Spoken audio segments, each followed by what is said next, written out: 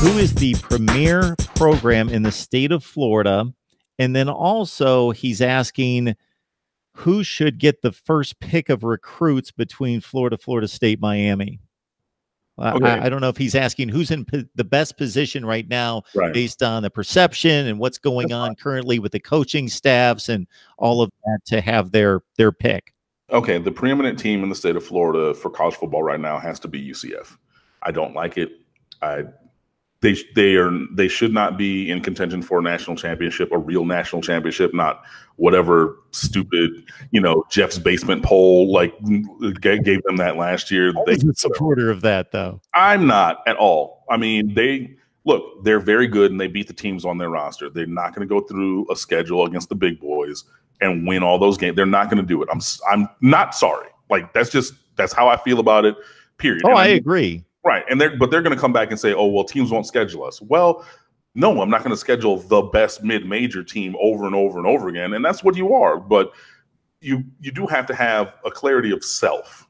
So right now, everybody else in the state of Florida is scuffling. Well, Florida, the University of in Gainesville, they are a close number 2 because they're having the best season out of any other of the 7 teams in the state. Other than UCF. But for now, today, I will have to say that the preeminent team currently is UCF. Now, if we're talking about recruiting, the team that should get more recruits than any or a higher caliber quality should be Miami, because the Tri-County area of Palm Beach, Broward, and Miami-Dade is literally the most fertile recruiting ground in all of America. So even if you're not getting all of the guys, you should get enough of the guys where you have these high caliber players, even if they're only ranked 3 stars because they, only started as a senior because there was another All-American in front of them and of the year before and another All-American before them the year before, and so on and so forth.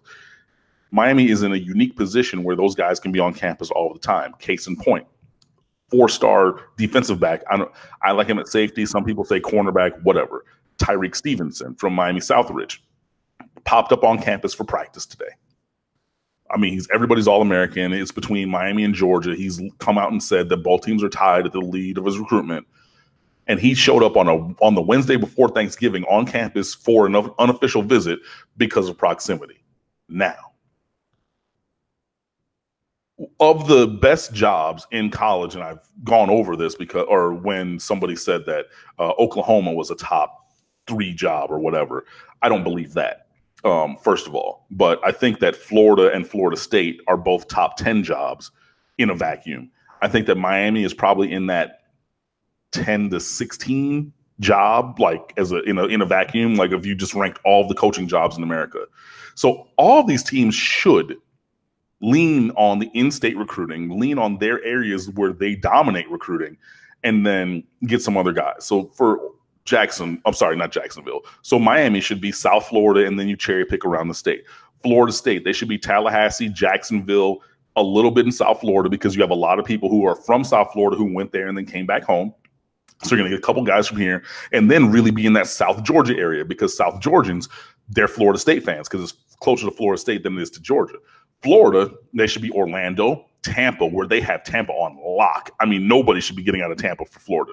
Away from Florida. And then a little Jacksonville, and then maybe a little Miami, same way like Florida State should be able to go to Miami and get a couple guys. Now, I know that Miami fans are saying, well, Miami should get everybody. By numbers, you're not going to get everybody.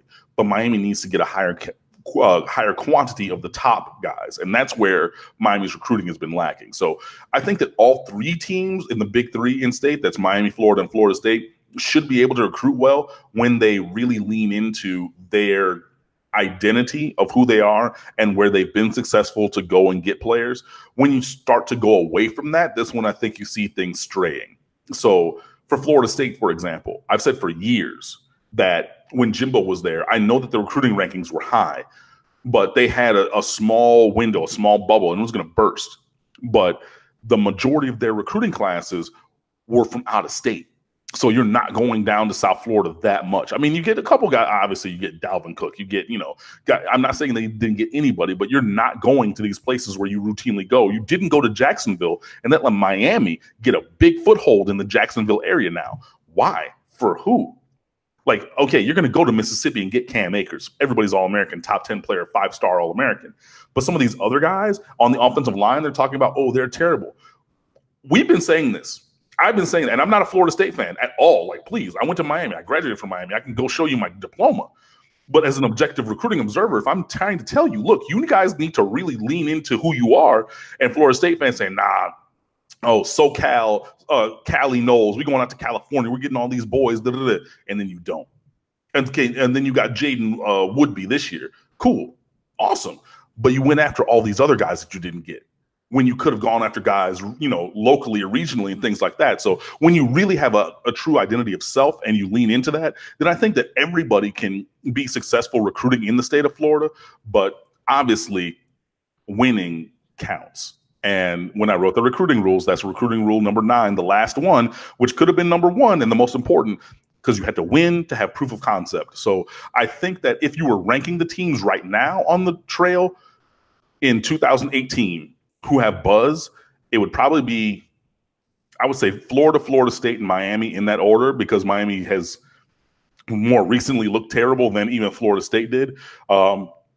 But like I said, everybody should have the ability to really recruit well in the state of Florida if they have a solid game plan, know who they are, and then attack that game plan in a smart way.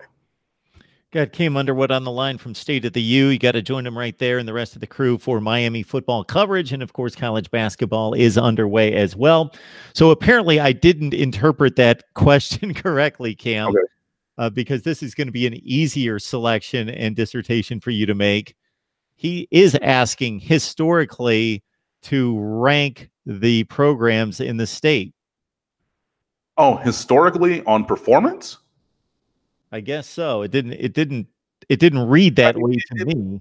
I mean, in performance, it goes by era, I think. You know, like if you're going, you know, way back, then I would say Florida. If you're going into the 80s and 90s, I mean, I'm going to say Miami because we won more championships than anybody else. And then recently, I would say Florida State because, you know, they rebounded with Jimbo and they're the most recent national champion of the 3-team cadre and things like that. And I mean, you can go back and look at recruiting rankings and things like that, obviously, for more flavor. But I mean, I think that each one of the programs has been at the top multiple times because each program has won multiple national championships. So it's kind of a cyclical thing. Yeah, that's what I'll say. Cam Underwood, State of the U, talking Miami football, taking on Pitt, and that's the final regular season stop. I also think that the bowl destination, Cam, means something because there, if you get by the real marquee bowl games, even after New Year's Six, there's a handful that are nice destinations and have some kind of cachet to them because it's like a Big Ten SEC game or whatever it is. Mm-hmm. You mentioned the Camping World Bowl. Now, if you just say Camping World Bowl to the average fan, it sounds like, you know, one of these hokey made up bowls that with the cheesy sponsor name, and it doesn't have a real name and wasn't tied to anything. If you go through the history of the bowl, it's got like, you know, the Russell Athletic Bowl, the Tangerine Bowl, the Blockbuster Bowl. It goes way back. And it's also sitting, like you mentioned, and going through those tiers at a place where it has been the marquee destination for that ACC team that slots in after the New Year's Six. So, for example, Virginia Tech going to the game last year against Oklahoma State because Miami was elevated into the New Year's Six. North Carolina, when they went to the ACC championship game, went to that bowl. So, if that's the destination, it's also a location. So, I think it's a better look to sell recruits, or just a better TV look when you're in somewhere in a nice locale, even if the name of the bowl isn't something people are familiar with. But if they see the nice surroundings versus guys shivering on the sidelines in El Paso, Texas, or Shreveport, Louisiana, you know, a couple days after Christmas, that's not really a good look for, yeah, we had a really good season and we're a top program. Yeah, but I mean, you have to get to a bowl game. You know what I mean? Yeah. So you have to, I mean, you want to be in a higher tier game, obviously. And that is going to give you a little bit of a better location, obviously. So the Camping World Bowl is in Orlando. There's the Gator Bowl in Jacksonville is a good location. Even the Belk Bowl up in Charlotte is a tier 1 bowl. It's not local, it's kind of regional to Miami, but that's a better location than El Paso, Texas, which I've been to one time, and I'm, God willing, never going there again in my natural life. Shreveport, Louisiana, same statement. And I mean, yeah, so I mean, it's a blessing to be in a bowl game and to go to a place that has a bowl, but like, yeah, I would much rather go to Orlando or Jacksonville or, even the Quick Lane Bowl in my native Detroit, Michigan. Like, I'd rather go there, than some of these other places. So yeah, winning this game against Pitt and hopefully elevating to being able to get to one of those tier 1 bowls in that, second kind of tier. If you take, college football playoff, New Year's Six, and Camping World as the top tier, and then tier 1 is actually that second middle layer. You want to get up there. So yeah, hopefully, Miami is able to win this game and get up there. So, of course, you guys played Washington State a couple of years back in El Paso, the game you're referring to. Yeah. And I'll give you my impression from just watching that game on television. And it's been broadcast by CBS since like the 50s. Like their last tie to bowl postseason play on CBS, and they won't let go of the Sun Bowl. It's their game on New Year's Eve. So, but it's a picturesque stadium. It's a beautiful scenery that's unlike most, if not all, bowl games. But it looks like you're playing in a 40,000 seat, high-end high school stadium that you would see somewhere in Texas. And obviously, it's in a warmer portion of the country most of the year. But at that point, it looks like you're going to get a lot of those like low 40s days where the wind comes through and there's no stopping the wind. Right, because there's elevation concerns there too. You know what I mean? So like, it's picturesque because you're up in the mountains or near mountains, and you see the mountains in the background of the stadium. So like, that impacts the weather as well. Cam Underwood, State of the U, breaking down Miami, and of course the Canes take on Pitt, and then a bowl destination to be announced after the conference championship games the next Sunday. Cam, we appreciate you stopping by, catching the link that I threw out there. I appreciate that. Yeah, no worries. So I, just finished this, and a buddy of mine is about to pull up right now, so I can teach him my famous mac and cheese recipe, so he can have that for his Thanksgiving gathering tomorrow. So we're right on time. And that's why I'm wearing a regular black shirt to cook, not a Miami Hurricane shirt, because I usually wear my Hurricanes gear, but I was cleaning the kitchen, getting ready for him to come over to teach cooking a little bit. So yeah, you can't mess up the gear. Exactly. So I know that I won't see you. So for me to you, and then everybody watching, happy Thanksgiving, peace and blessings to all of you. Happy Thanksgiving to you, Cam. We always appreciate it. You have a great time. All right, you too. See you guys.